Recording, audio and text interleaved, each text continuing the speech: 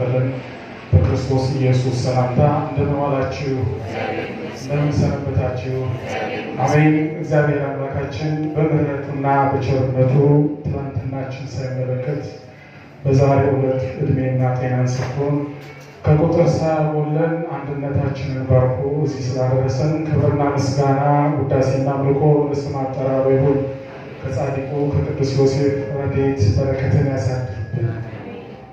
የተከበራችሁ የልዑል እግዚአብሔር ቤተሰቦች፣ ይህ የበረሃ ሆህተ ጥበብ ዝግጅት ፕሮግራም ነው። በዚህ ፕሮግራም በሰንበት ትምህርት ቤቷ በርካታ ዓመታትን ያሳለፉ ብዙ ዕድሜያቸውን እዚህ ቆይታ አድርገው ለእኛ የሚያስተምሩን የሚነግሩን ምክር ስላለ ይህ ሰፊ ትምህርት የምናገኝበት ልምድ የምናገኝበት ነውና ዛሬ ለመጀመሪያ ጊዜ በዚህ መርሃ ግብር ላይ እንግዳችን የሚሆኑት ለበርካታ ዓመታት በሰንበት ትምህርት ቤቷ አገልግሎት ላይ የቆዩ ብሎም በሰንበት ትምህርት ቤቷ በቅዱስ ሥጋና ክቡር ደሙ ጋብቻቸውን የፈጸሙ ሁለት ጥንድ ነባር አባሎቻችን ናቸው። እነዚህ አባሎቻችንን በምስጋና እንኳን ደህና መጣችሁ በማለት የዛሬ የሆህተ ጥበብ የክብር የመድረክ እንግዳ አድርገን ወደ መድረኩ እንጋብዛለን። አቶ ለገሰ ኩማና ወይዘሮ ማህደር ብርሃኑ ወደ መድረክ እንጋብዛቸዋለን። እግዚአብሔር ያክብርልን።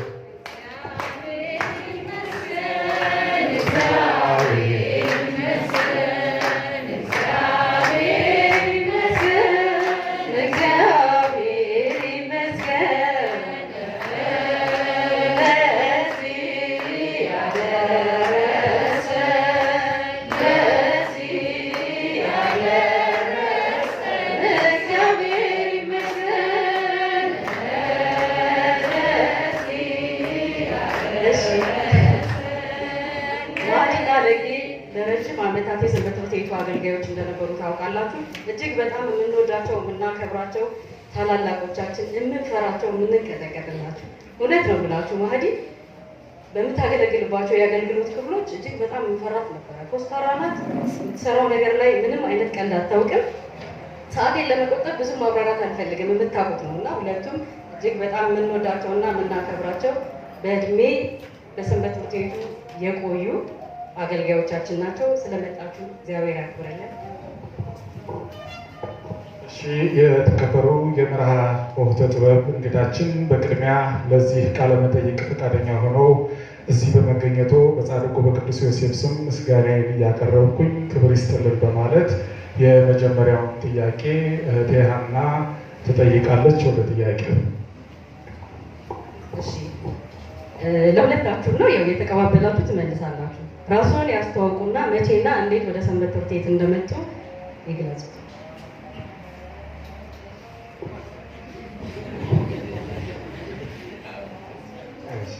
ለገሰ ኩማ እባላለሁ። የመጣሁት በ1984 ዓ.ም ነው ወደ ሰንበት ትምህርት ቤት።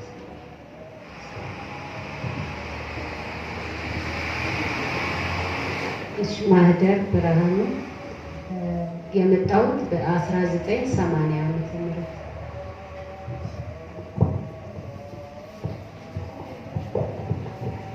እሺ፣ ወደ ሁለተኛው ጥያቄያችን ስንሄድ በሰንበት ትምህርት ቤቷ ያገለገሉበት የአገልግሎት ክፍሎችና የነበሩት የአገልግሎት ዘመን እንዴት ያስታውሱታል የሚል ነበር።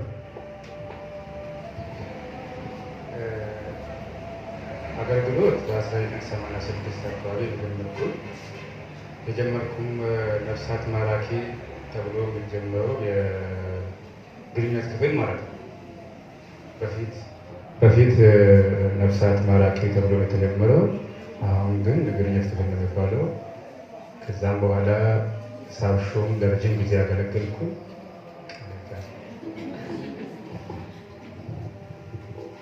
እኔ መጀመሪያ ያገለገልኩት በመዝሙር ክፍል ነው። ያው እንግዲህ እንደምታውቁት መዝሙር ክፍል ረጅም ዓመት ያገለገልንበት ነው። መግለጽ የማንችለው ወሰን ሰገድ አሁን ጥሩ አድርጎ እንትን ብሎታል፣ ወደኋላ መልሶናል። እጅግ በጣም በቃ እሱ የገለጸው ሙሉ ለሙሉ እኔ ጋር ስላለ ያንን እንትን እላለሁ እና ስራ አስፈጻሚ ገንዘብ ያዥ ላይ የተወሰነ ዓመታት አገልግያለሁ። ይህ ድምጽ ይሰማል?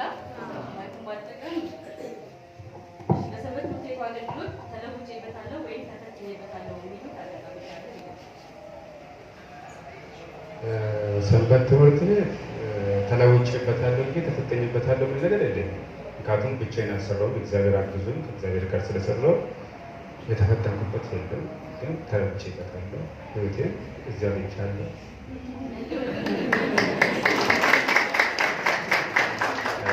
እኔ ስመጣ ዓለማዊ ነበርኩኝ። ክርስትና የሚናከል አልነበረ።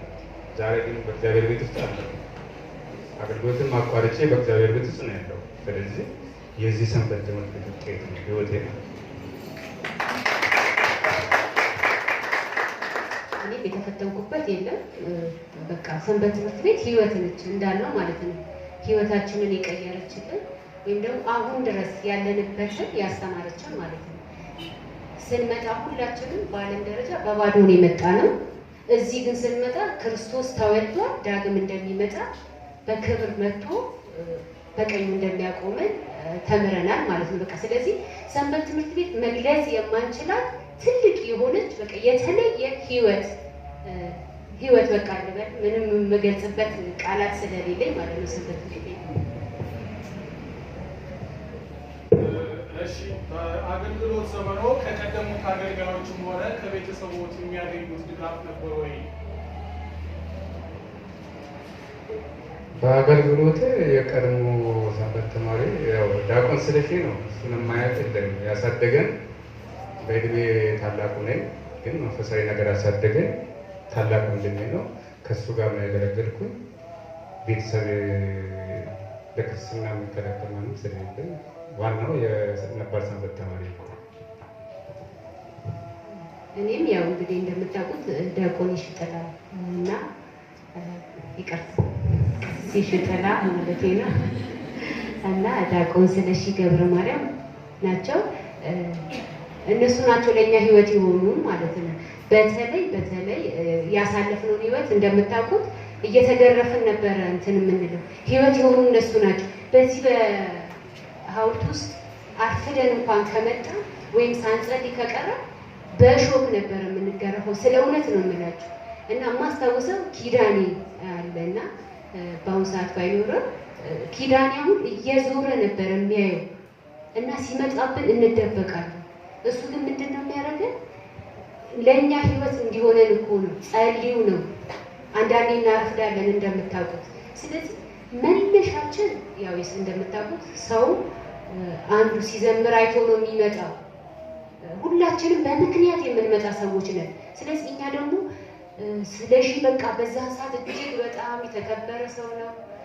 በቃ ብዙ ትምህርቶችን ሲሰጠን ሲቀጣ ምን ስለነበረ ምንድነው እኛ አሁን በደንብ ግፊት የነበረ በቃ ዲያቆን ይሽጠላ ቀስ ይሽጠላ ዲያቆን ስለሺ ገብረ ማርያም ናቸው ማለት ነው። ያው በቤተሰብ እንደምታውቁት ብዙ ጊዜ እኮ በእኛ ሰዓት አሁን እኮ ሂዱ ሲባሉ ራሱ የማይመጡ ሰንበት ተማሪ አሉ። በእኛ ሰዓት ግን ሄደው ይሽጠላ እነስለሽ ራሱ ሄደው የሚያስፈቅዱልን ነበር። ይምጡ እስከዚህ ሰዓት ፍቀዱላቸው የሚባል ማለት ነው። እና ቤተሰብ እንድትመጣ የሚፈልገው ግን ደግሞ ስታርፍ ወይ ስታመሽ የሚከለክሏል። በተለይ በቃ ሙሉ ለሙሉ ግን የሁለቱ ወንድሞቻችን አባቶቻችን ናቸው ማለት ነው ለእኔ ህይወትና ለዚህ ደረጃ እንትን ያሉ ማለት ነው።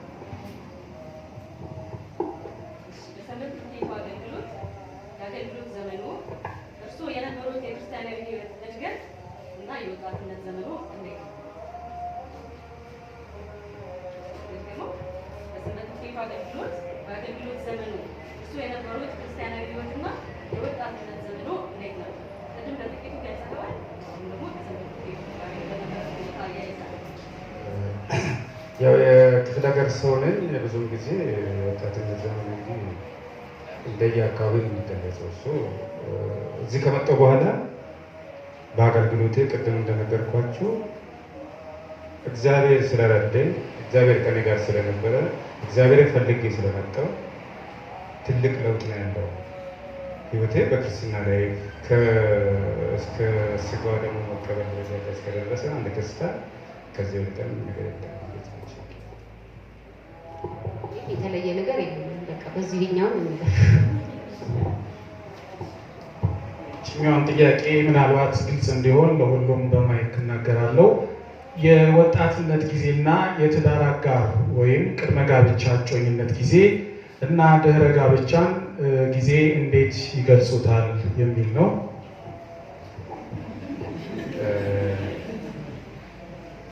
የወጣትነት ጊዜያችን በጋብቻ በፊት የነበረው ህይወታችን በጣም ያው ፈታኝም ነው። እኛ ሳንጋባ በፊት ከ5 ዓመት በላይ ቆይተናል። ግን ብዙም ከእግዚአብሔር ጋር ስለነበረ አልተቸገርንም። ከጋብቻ በኋላ የተለየ ህይወት አልገጠመንም።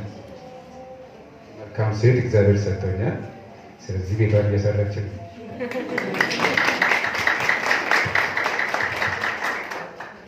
ያው ትዳር ለመያዝ በወጣትነት እድሜ ሁላችንም ለማግባት ነው የሆነ እድሜ ላይ ስንደርስ ማግባት እንዳለብን ያው ውስጣችን ያሳምነናል። ወይም ጓደኛ መያዝ እንዳለብን ስለምን የሆነ እድሜ ላይ ብቻ ይመጣል እና በዛን ሰዓት ያው የተወሰነች ነገር ብትፈተኑ ማንም ሰው ሳይፈተን አያልፍም። በወጣትነት እድሜ ብዙ ነገሮች አሉ፣ ብዙ የሚፈትኑ ነገሮች ሁላችንም በብዛት ያለፍንበት ስለሆነ ይኖራል። ግን እግዚአብሔር ይመስገን እንዳለው 5 ዓመት ከምናምን ቆየ። ግን እግዚአብሔር ጊዜውና ሰዓቱ ሲደርስ በክብር ያው ጋብቻችንን ፈጽመናል። እግዚአብሔር በቃ የተማርነውን ወይም ደግሞ ማንም ሰው መጨረሻው ይሄ ነው አይደለ? በወጣትነት ዘመን ቤተክርስቲያን ማገልገላችን፣ ቤተክርስቲያን መምጣታችን፣ ሰንበት ትምህርት ቤት መማራችን፣ የተማርናቸው ትምህርቶች መጨረሻ ላይ የምንፈጽመው ይሄ ነው ለጋብቻ ማለት ነው። አለዛ ምንም ማለት አይደለም ማለት ዝም ብለን የምንመላለሰው ማለት ነው። ግን ምንድነው በወጣትነት ተፈትነን አልፈን ለስጋው ደግሞ መብቃት ወይም የራሱን አጋር ለራሴ የሚሆነኝን ነገር አንድ የምንሆንበት በቃ የተማርንበትን የምንፈጽመው ጋብቻው ነውና በክብር እንግዲህ እግዚአብሔር ያው አድርሶናል። እስካሁን ድረስ ያው 2 ልጆች ወልደናል። በሰላም በፍቅር እየኖርን ነው። እንዳለው እንግዲህ ያው እኔም ለኔ የሚሆነኝን ጥሩ የሆነ ትዳር ሰጥቶኛል ማለት ነው።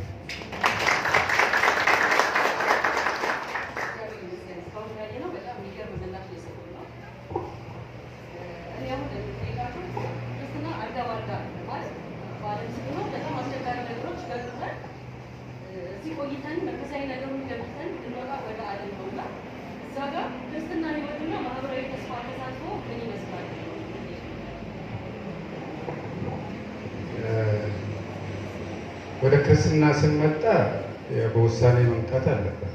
ማንም ሰው በውሳኔ ከመጣ እግዚአብሔር ጉልበት ነው የሚሆነው። ስንወጣ በጣም እግዚአብሔር ክብር ነው የሰጠን።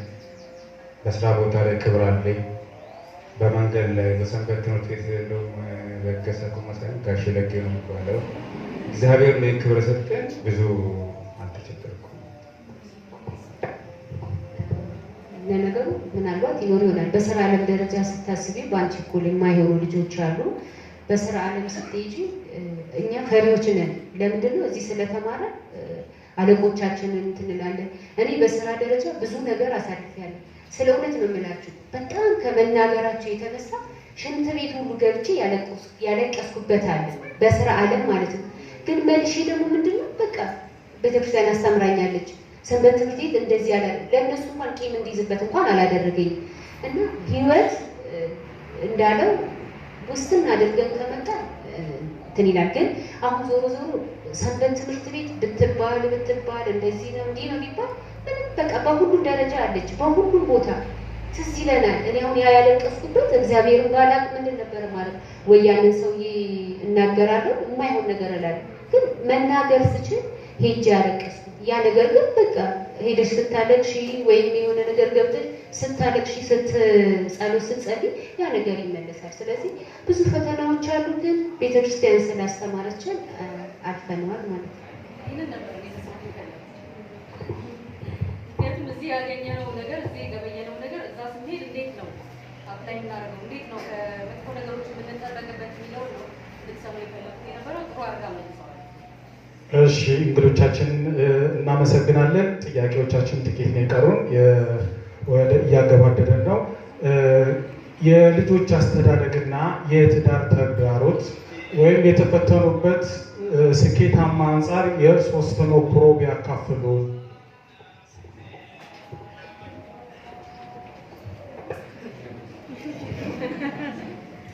የልጆች አስተዳደግና የትዳር ተግዳሮት ወይም የተፈተኑበትና ስኬታማ አንጻር የእርሶ ተሞክሮን ቢያካፍሉ። ልጆች የእግዚአብሔር ስጦታ ናቸው። ልጆችን ስናገኝ እግዚአብሔር አብሮ በረከቱንም ሰጥቶናል። ፍቅር አለን፣ የጎደለብን ነገር የለም።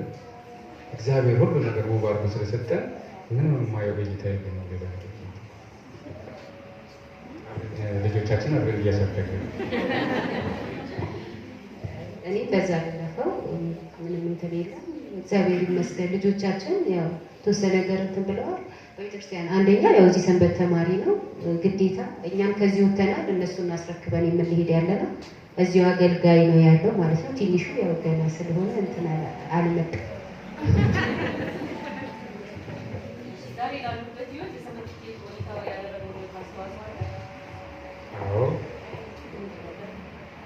ሰንበት ትምህርት ውስጥ እግዚአብሔር ቃል ባልሞላ እግዚአብሔር ከኛ ጋር ባይሆን ዛሬ ላይ አንኖርም፣ በህይወት አንኖርም ማለት ነው። በስጋ ሳይሆን ዓላማዊ እንሆናለን። በአገልግሎት ትንሽ ራቅ ብለናል።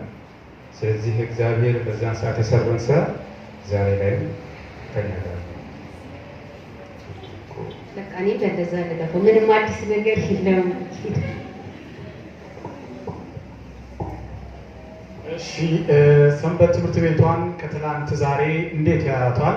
የእርሶስ ባሎት ጸጋና አስተዋጽኦ ምን ይሆናል ብለን እንጠብቅ ወደፊት?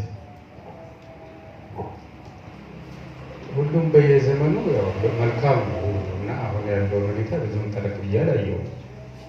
በዛን ሰዓት ለኛ በጣም መልካም ነው፣ ግን ጥቂት የማያቸው ነገሮች አሉ። ጸሎት ያንንም አንዳንድ ስህተቶች አሉ። ዛሬም ቢሆን እግዚአብሔር ጉባኤውን የሚሰበስበው ሰውን የሚለውጠው በጸሎት ብቻ ነው። ጸሎት እስካልክ ድረስ ወደ ጓሮ ይባል ነበር ድሮም። አሁንም እንግዲህ አለ ይመስላል። እሱ ቢስተካከል ሰንበት ትምህርት ቤት መልካም ሆናል ያለው ምን ደግሞ አለው። እዚህ በእኔ በኩል ያው እንግዲህ አርጅቻለሁ፣ የሚችለው ነገር ያገለግላለሁ።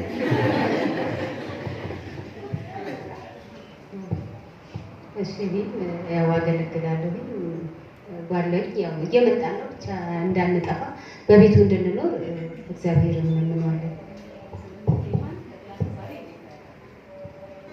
ቅድም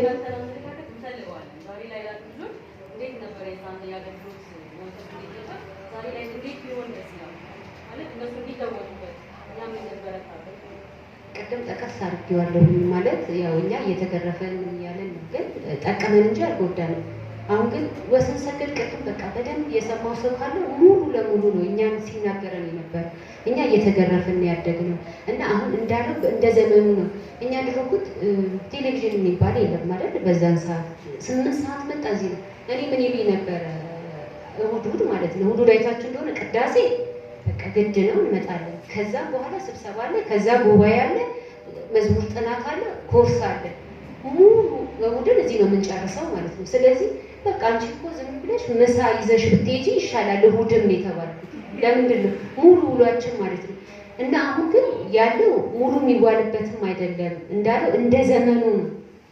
ስለዚህ ብናነብ የተወሰነ መጽሐፍ ቅዱስን በደንብ ጠለቅ ብለን በተለይ ጸሎቱ ቢኖር አሁን የሮብና ጸሎት የነበረንን ናፍቆት ታያላችሁ። የነበረንን አስቀድሰን ነው እዚሁ የምንቀር ያለን። ያ ነገር ጸሎት ደግሞ የሁሉ መሰረት ነው። ጸሎት ትምህርት ነው፣ በቃ መዝሙር ትምህርት ነው፣ ሁሉም ነገር ስለሆነ እንደምንም ታግለው እንደምንም ያሁኑ ልጆች በጸሎት ቢተጉ። ቅዳሴ ላይ አንድ ሰባኪ ሲሰብ ምን ብሏል? ክርስቲያኖች ሁሉ አንድ የሚያደርጋቸው አለ ቅዳሴ ነው አለ። ያም ለምንድን ነው አለ? ስጋው ደግሞ የሚፈተትበት ክርስቶስ ማንነት አማናዊነቱ የሚገለጽበት መቼ ነው አለ? የዛለት ነው አለ፣ ቅዳሴ ላይ ነው አለ። ስለዚህ ሌሊት እንደምን እኛ አሐዱ ተባለ አልተባለ እያልን ነው የምንሮጠው። ያ መንፈስ ግን አሁን እውነትም አለ። ቅዳሴ አሁን ሁላችንም እናስቀድሳለን። እኔ ስለ እውነት ነው የምላችሁ። ሌሊት በቃ ሌሊት ተነስተን ሌሊት ነው የምንሄደው። 10 ተኩል የምናስቀድስ ቀን ያው ሁሌም አይሞላም። በኑሮ ደረጃ ስንገባ ሁሉ ነገር የተወሰነ ይቆጠባል እና ሌሊት ተነስተን ነው የምንሄደው። አሐዱ ከተባለ መሄዱ ራሱ እንትን አይደል። ለምን አሐዱ ከተባለ ውጭ ነው የምንሆነው። ውጭ ደግሞ የሚያስቀድስኩ አይመስለኝም። ተላላፊው አለ፣ መጪው አለ፣ ገቢው አለ። ስለዚህ ዋናው መሰረቱ ቅዳሴ፣ ጸሎት ብናነብ የተወሰነ የአሁኑ ደረጃ ይደርሳል ብዬ አስባለሁ። ግን በተለይ ጸሎትና ቅዳሴው ብሄድ ጥሩ ነው ብዬ አስባለሁ።